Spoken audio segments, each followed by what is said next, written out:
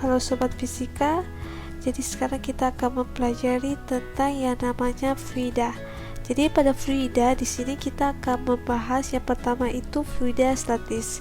Nah, pada fluida statis di sini kita akan membahas yang pertama tekanan hidrostatis, yang kedua hukum utama hidrostatis, yang ketiga hukum Pascal, yang keempat hukum Archimedes, yang kelima meniskus dan gejala kapilaritas, dan yang keenam adalah viskositas dan hukum Stokes. Jadi yang pertama yang akan kita bahas pada fluida statis di sini adalah tekanan hidrostatis. Pada tekanan hidrostatis di sini kita akan membahas yang pertama massa jenis. Massa jenis adalah salah satu sifat fisik zat yang menyatakan perbandingan antara massa zat dengan volumenya. Secara matematis dapat kita tulis Rho sama dengan massa per volume. Rho merupakan massa jenis, M adalah massa, dan V adalah volume. Yang kedua, kita akan membahas tekanan. Tekanan didefinisikan sebagai gaya yang bekerja tegak lurus pada suatu bidang persatuan luas tekan. Secara matematis dapat kita tulis P sama dengan F per A, di mana P merupakan tekanan, F merupakan gaya, dan A merupakan luas. Selanjutnya di sini ada penurunan rumus tekanan hidrostatis. Jadi untuk penurunan rumus tekanan hidrostatis itu didapat dari rumus tekanan, sehingga pH sama dengan F per A, di mana F sama dengan W sama dengan massa dikali dengan percepatan gravitasi, sehingga di sini kita bisa tulis massa dikali dengan percepatan gravitasi per luas. Nah, untuk massa di sini kita tahu bersama bahwa massa jenis itu didapat dari massa per volume. Sehingga kalau kita mencari massa berarti Rho dikali dengan volume. Sehingga kita bisa tulis di sini Rho dikali volume, kemudian kita kalikan gravitasi per. Nah, untuk A di sini didapat dari panjang dikali lebar, sehingga P dikali dengan L. Nah, kita tahu bersama untuk mencari volume yang ini itu didapat dari panjang dikali lebar dikali dengan tinggi. Sehingga untuk volume di sini kita ganti dengan panjang dikali lebar dikali tinggi, kemudian kita kalikan gravitasi dan massa jenis per panjang dikali dengan lebar. Nah, P di sini bisa kita coret, L dengan L kita bisa coret, sehingga yang tersisa di sini adalah Rho dikali G dikali dengan H. Sehingga untuk rumus dari tekanan hidrostatis itu pH sama dengan Rho dikali G dikali H.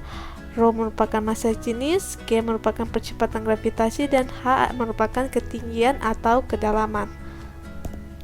Nah, apabila tekanan udara luar wadah ikut diperhitungkan untuk menentukan tekanan hidrostatis, maka untuk P total itu didapat dari P0 ditambah dengan pH. pH di sini merupakan tekanan hidrostatis, P0 di sini merupakan tekanan udara luar, Rho merupakan massa jenis, A merupakan luas penampang, H merupakan kedalaman, dan G merupakan percepatan gravitasi. Selanjutnya di sini ada contoh soal mengenai tekanan hidrostatis.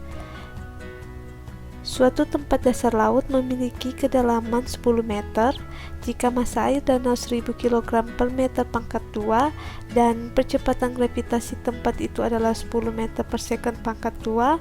Tentukan tekanan udara di atas permukaan danau dan tekanan total yang dialami dasar laut. Jadi yang ditanya di sini yang pertama adalah pH, kemudian kedua yang ditanya adalah tekanan total. Jadi yang pertama kita buat diketanya dulu. Jadi untuk H kedalaman itu sebesar 10 meter, kemudian massa jenis air di sini 1000 kg meter pangkat 2. Kemudian untuk percepatan gravitasi G itu 10 meter per second pangkat 2. Nah, yang ditanya di sini pH dan P total.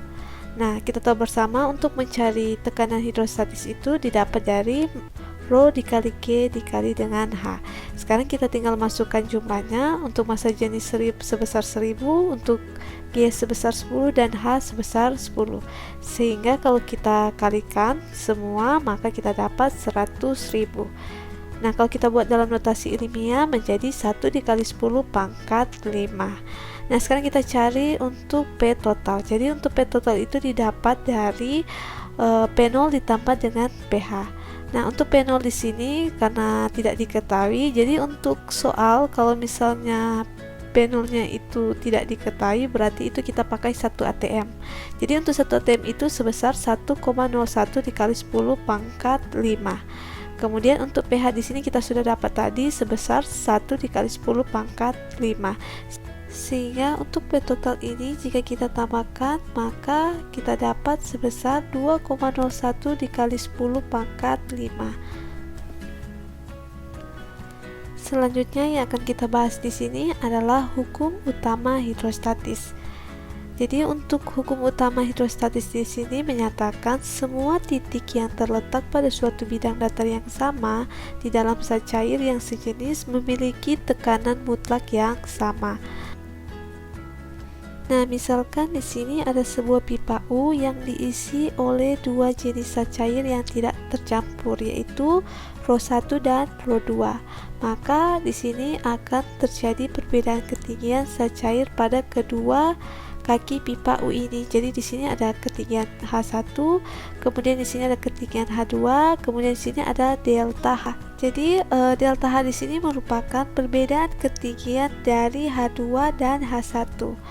Jadi sesuai dengan hukum utama tekanan hidrostatis, tekanan pada titik A kaki kiri ini sama dengan tekanan di titik B di kaki kanan ini. Jadi secara matematis, hukum utama hidrostatis dapat kita tulis P1 sama dengan P2. Kalau kita jabarkan menjadi Rho 1 dikali G dikali H1 sama dengan Rho 2 dikali G dikali H2. Nah, untuk nilai G di sini karena sama kita bisa bahagi, sehingga yang tersisa Rho 1 dikali H1 sama dengan Rho 2 dikali dengan H2. Dimana pada contoh pipa U di sini kita menggunakan dua jenis zat cair, yaitu massa jenis air dan massa jenis minyak. Sehingga untuk Rho 1 di sini massa jenis air dan Rho 2 di sini merupakan massa jenis minyak. H1 merupakan tinggi hidrostatis air dan H2 merupakan tinggi hidrostatis minyak. Selanjutnya di sini ada contoh soal mengenai hukum utama hidrostatis. Sebuah pipa U mula-mula diisi dengan air yang massa jenisnya 1000 kg meter pangkat 3. Kemudian pada kaki kanan tabung dituangkan minyak setinggi 10 cm dan massa jenisnya 800 kg meter pangkat 3. Tentukan perbedaan ketinggian permukaan air dan minyak pada kedua kaki tabung. Jadi yang pertama yang akan kita buat di sini, kita buat ikatanya dulu. Jadi yang pertama di sini massa jenis air sebesar 1000 kg per meter pangkat 3. Kemudian massa jenis minyak sebesar 800 kg per meter pangkat 3. Kemudian H minyak di sini, ketinggian dari minyak di sini 10 cm. Jadi di sini kita buat dalam meter sehingga kita bahagi 100 sehingga hasilnya 0,1 meter. Kemudian yang ditanya di sini adalah delta H, perbedaan ketinggian. Jadi kita buat penyelesaian. Jadi berdasarkan hukum utama hidrostatis, P1 sama dengan P2. Kalau kita jabarkan, Rho air dikali G dikali H air sama dengan Rho minyak dikali G dikali dengan H minyak. Nah, untuk G di sini karena hasilnya sama, maka bisa kita coret sehingga yang tersisa Rho air dikali H air sama dengan Rho minyak dikali dengan H minyak. Jadi karena di sini untuk H airnya itu belum diketahui, maka kita cari untuk H airnya dulu. Jadi H air itu didapat dari massa jenis minyak dikali dengan H minyak per massa jenis air. Nah, sekarang kita masukkan jumlahnya. H air sama dengan 800 dikali dengan 0,1 dibahagi dengan 1000, sehingga Kalau kita kalikan ini kita dapat 80 per 1000, sehingga untuk H airnya di sini sebesar 0,08 meter. Sehingga untuk mencari delta H itu didapat dari H minyak dikurang dengan H air.